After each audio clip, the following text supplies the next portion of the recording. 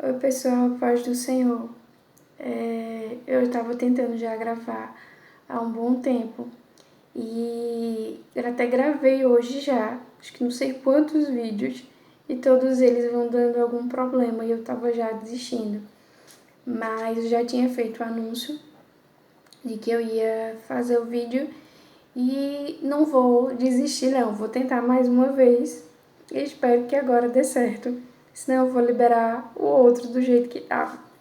Então, se você estiver assistindo esse vídeo, eu espero que é porque significa que esse deu certo como eu gostaria.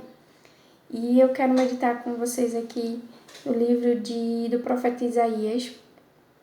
Venho meditando já há alguns dias em vários livros, né? Nós estamos agora nesse período de convocação santa, em que Deus tem nos chamado, tem nos convidado a estar na sua presença, tem nos convidado a... Convite é um modo bonito de dizer, né? Mas Deus tem nos parado, né? Tem muitas atividades, mas o Senhor tem feito com que o nosso tempo renda um pouco mais para que a gente possa meditar na Sua palavra, para que a gente possa estar na Sua presença, falando do Seu amor, da Sua misericórdia, que é muito grande. É verdade que é grande a ira do Senhor, que nós merecemos muitas coisas ruins, porque nós somos maus. Todos os dias nós cometemos muitos pecados e às vezes a gente fica analisando assim o quanto o amor de Deus nos constrange, como disse o apóstolo, porque nós não merecemos o seu amor. Mas aí está a misericórdia. A misericórdia é nós não recebermos o mal que nós merecemos. E porque o que nós merecíamos mesmo era o castigo de morte eterna. Mas nós recebemos no lugar graça, que é a dádiva, que é o bem não merecido, que foi Jesus ter morrido em morte de cruz para nos salvar. E aí eu gostaria de meditar com vocês a respeito desse Jesus.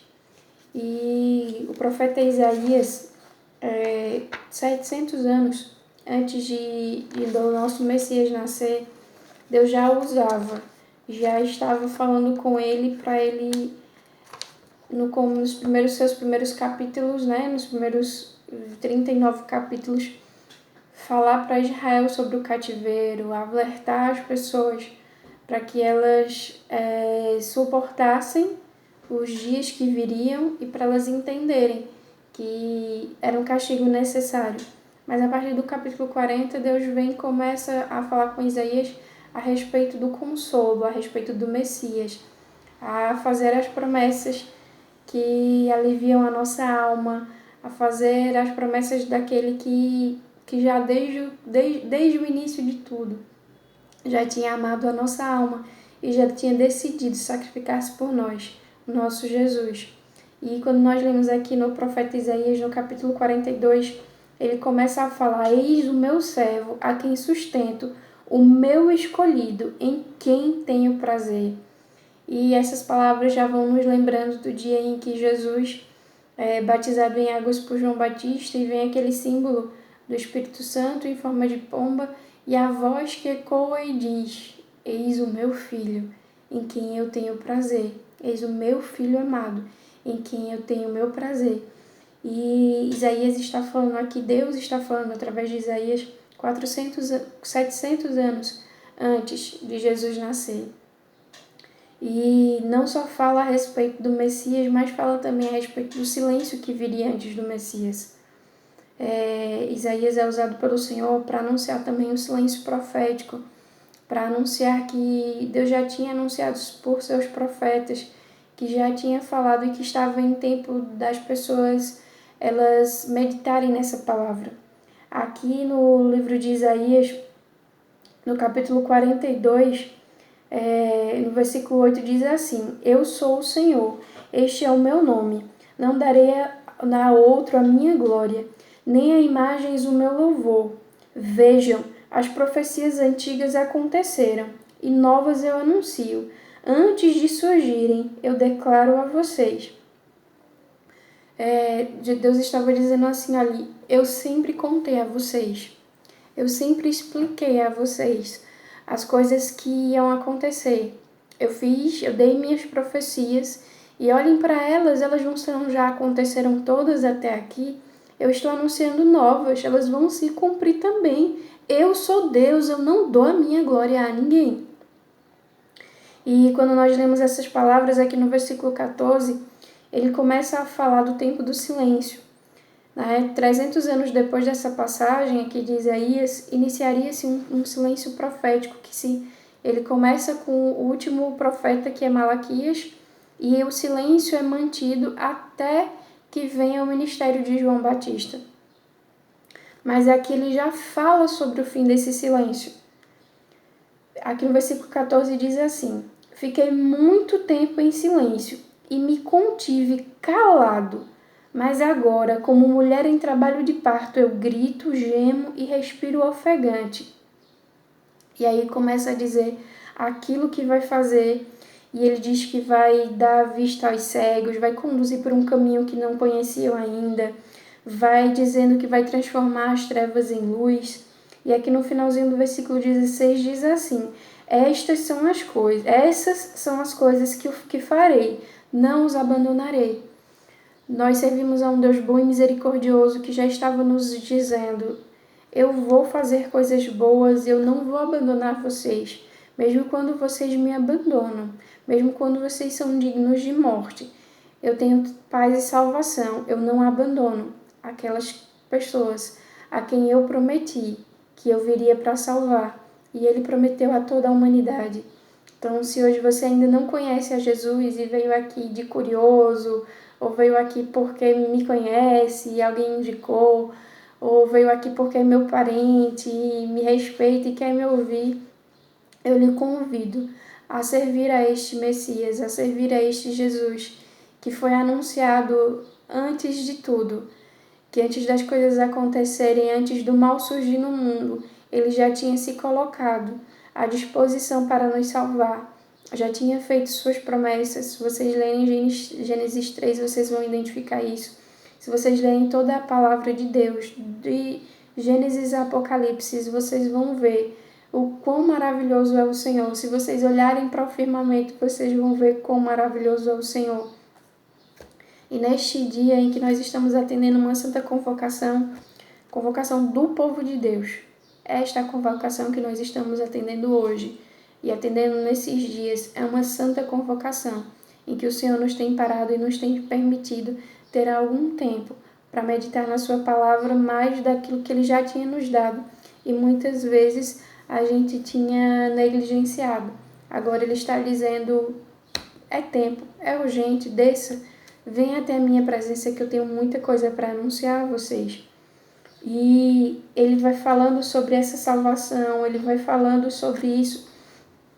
E nós vemos tudo isso, todas essas coisas aqui, quando elas vão se cumprindo. Nós vemos o silêncio, nós vemos o cativeiro pelo qual o povo hebreu passa. Nós vemos que passam os 70 anos e o povo é curado da sua idolatria. Nós vemos que mesmo após isso o povo mais uma vez começa a voltar as costas ao Senhor, não agora por idolatria mais, mas por viver e dar-se em casamento e viver a sua vida e fazer os seus comércios, fazerem as suas coisas e saberem que vem um Messias, mas sempre colocá-lo ele lá para o futuro e se distanciarem de Deus e começarem a fazer agora da palavra de Deus uma rotina, fazer do culto apenas um formalismo. E aí o Senhor entra em silêncio profético, mas o Senhor rompe esse silêncio profético através do profeta João Batista, quando ele é aquele que se apresenta como uma voz que clama no deserto, aquele que vem anunciar o Messias. Ele diz que não é digno de atar as suas sandálias, desatar as suas sandálias. Nós também não somos dignos, mas ele nos convocou para isso. Então nós estamos aqui. E quando nós olhamos para o silêncio profético, em que 400 anos Deus fica sem se apresentar ao povo como palavras proféticas, eu fico vendo também os dias de hoje em que muitos dos nossos começam a ficar desesperados e dizendo assim: meu Deus, nós não estamos congregando, nós não estamos na igreja, nós estamos no círculo de oração, isso é perturbador e eu preciso fazer alguma coisa. e vamos nos reunir em casa mesmo. E aí começa a chamar os seus profetas e começam a dizer, eita, Deus falou aqui, Deus falou ali. Mas assim, nada do que alguém diga agora é diferente do que já foi dito aqui. E é necessário, vão se levantar profetas realmente para anunciar a palavra do Senhor. Profetas com ousadia, profetas com mandados de Deus de verdade para nos contar coisas e consolar nosso coração. Mas a gente precisa entender e lembrar que o Messias prometido e que foi cumprido, que ele veio, que ele é o Filho amado em que Deus se compraz, com a morte dele, com o sacrifício dele na cruz, o véu do templo foi rasgado de alto a baixo. Nós não precisamos agora de mais outro mediador, o nosso mediador é o próprio Jesus. Ele mesmo se revela a nós pessoalmente, nós temos a companhia do Espírito Santo, que é o nosso Consolador que está conosco todo o tempo. E eu louvo a Deus por isso, e através da sua palavra nós podemos confirmar isso de diversas maneiras. E aí há uma passagem aqui no Novo Testamento em que se cumpre mais uma vez essas promessas. E aqui no capítulo 2 do Evangelho segundo escreveu Lucas, o Evangelho de Jesus, a partir do 25, está falando da apresentação de Jesus no templo e mostra um homem que, mesmo diante do silêncio profético, ele não está longe da voz de Deus. Fala de Simeão e quando nós olhamos e meditamos nessa palavra, nós vemos que muitas vezes, mesmo sem nós vermos alguma manifestação, a gente precisa entender que a palavra do Senhor está escrita, nós precisamos entender que o Espírito Santo está conosco, ele se revela a nós. E aqui nós temos a passagem de Simeão, quando Deus fala com ele, o próprio Espírito está com ele. E diz aqui, havia um homem em Jerusalém chamado Simeão, que era justo e piedoso e esperava a consolação de Israel, e o Espírito Santo estava sobre ele. E fora-lhe revelado pelo Espírito Santo que ele não morreria antes de ver o Cristo do Senhor. E aí ele é movido pelo Espírito e ele vai até o templo justamente na hora, no momento em que os pais de Jesus estão levando ele para apresentá-lo no templo. E Simeão pega Jesus no colo e Simeão diz, olha, Senhor, agora o Senhor pode me despedir, porque agora os meus olhos já viram a salvação, já viram a tua salvação. E aí começa a falar, e eu peço que depois vocês meditem mais profundamente, mas depois vem Ana, a profetisa, também confirmando, e isso deve nos alegrar e nos motivar em dizer assim, olhe, é tempo de ficar em casa, é tempo de trancar a porta, é tempo de meditar em Mateus 6, é tempo de falar ao Pai que está em secreto. O Pai está... Falar em oculto, falar em secreto, falar em particular, não quer dizer que Deus está em silêncio outra vez com o mundo. Quer dizer assim, Deus está nos convidando à intimidade. Deus está nos convidando a não... Ele não quer terceiros na nossa conversa. E para as outras coisas nós temos os cultos não pararam. Liguem a televisão de vocês, liguem o celular de vocês vão ver que o culto não parou. Nós estamos cultuando 24 horas por dia e aí fica o meu agradecimento aos meus pastores, aos pastores do mundo todo, os verdadeiros pastores que foram convocados e eles não renegaram, eles não entregaram as armas, eles não se deixaram abater. Até em algum momento entristeceu seu coração, ficou um pouquinho angustiado, mas não se deixou vencer, não se deixou abater. Eles se colocaram de frente e disseram assim, nós vamos lutar esta luta. E aí começaram pessoas que agora eram sem tecnologia, sem acesso à tecnologia e foram foram atrás dos jovens. E os jovens muito dispostos, e eu estou muito feliz com as coisas que eu estou vendo. A igreja está unida, mais unida do que nunca, esperando o noivo, porque o noivo vem aí, o noivo está chegando. E tudo isso é só para dizer a você que está aqui por me ouvir, está aqui porque é meu parente, porque é meu amigo, está aqui porque o Espírito Santo trouxe esse vídeo até a sua presença, até você. Eu quero lhe dizer que o Deus que prometeu lá no passado, que disse, olha, vejam as profecias antigas, elas se cumpriram, as coisas que eu anuncio agora, elas vão se cumprir também, e aquilo que o profeta Isaías falou já se cumpriu grande parte através do nascimento, do sacrifício de Jesus, se cumprirá também com a volta do Senhor. Jesus vem, o noivo vem, o meu noivo amado vem, aquele que é o mais lindo entre milhares e milhares, aquele que foi preparar um lugar no céu para mim. Não é isso que os noivos fazem, eles não se preocupam com a casa em que a noiva vai morar. Então, o meu Jesus que é o meu noivo, ele vem me buscar para levar para a morada celestial, para uma cidade fantástica, uma cidade especial, para que eu possa viver lá para sempre. E o meu dever, como serva do Senhor, é anunciar que este Cristo vem, que há lugar, que tem lugar, há lugar para você no templo aqui enquanto ele não volta. Há lugar para você ser templo e morada do Espírito de Cristo, de Jesus. Há tempo para ser templo. E eu te convido a meditar. Eu te convido a ser como Simeão, independente se você está ouvindo ou não outros profetas, você dá ouvidos ao Espírito de Deus, você dá ouvidos ao Espírito Santo. E aqui Simeão tinha vivido isso antes ainda do derramamento do Espírito. É uma das coisas que mais me comove, que mais me alegra, que mesmo diante do silêncio profético, havia esperança em Israel. Os verdadeiros adoradores estavam com a sua esperança firme no seu Deus. E nós que temos a Bíblia, nós que temos o sacrifício de Jesus, nós que temos o derramamento do Espírito, nós que estamos vivendo no tempo para o qual nós fomos chamados, nós fomos levantados para este tempo. Se alegre você também, encha a sua boca com um cântico novo, louve a Deus, ouça, já está começando a marcha nupcial. Nós que somos a noiva de Cristo já vamos entrar, mas antes de entrar nós precisamos deixar que todos estejam prontos. É tão triste para uma noiva quando ela vai entrar e a igreja está vazia. O lugar onde há a cerimônia não tem ninguém para estar com ela. A sua família não está com ela.